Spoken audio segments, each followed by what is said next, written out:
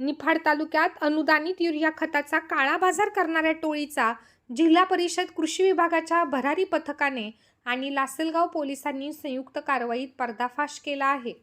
विंचूर जवळील पाबळवाडी परिसरातील एका कांदा गोदामावर टाकलेल्या छाप्यात 761 युरिया खताच्या गोण्या, ट्रक आणि आयशर टेम्पोसह तब्बल 84 लाख रुपयांचा मुद्देमाल जप्त करण्यात आला असून 4 संशयितांना पोलिसांनी ताब्यात घेतले आहे।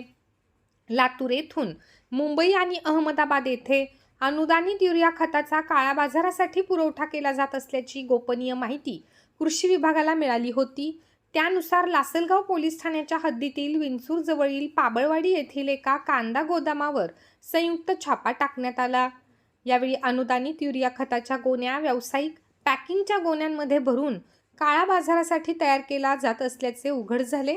गेले 2-3 दिवस नाशिक जिल्ह्यात चांगला पाऊस होतोय आणि त्याच्यात युरियाची मागणी वाढलेली आहे। त्या अनुषंगाने कृषी विभाग युरियाच्या वितरणावर लक्ष देऊन होतं आणि आज पोलीस प्रशासनाच्या मदतीने कृषी विभागाने जे काही युरियाचा काळा बाजार केला जातो तो विंचूर परिसरात एका शेडमध्ये जे अनुदानित युरिया आहे ते इंडस्ट्रियल युरियाच्या बॅगमध्ये बदल करून त्याचा काळा बाजार करण्याचा काही व्यक्ती प्रयत्न करत होत्या।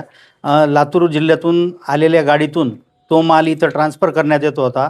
त्याला कृषी विभागाच्या पथकाने पोलीस प्रशासनाच्या मदतीने ती गाडी पकडलेली आहे आणि जवळपास 761च्या जवळपास त्या गोण्या असा माल पकडण्यात आलेला आहे आणि त्याच्यावर FIR करण्याची कारवाई सुरू आहे।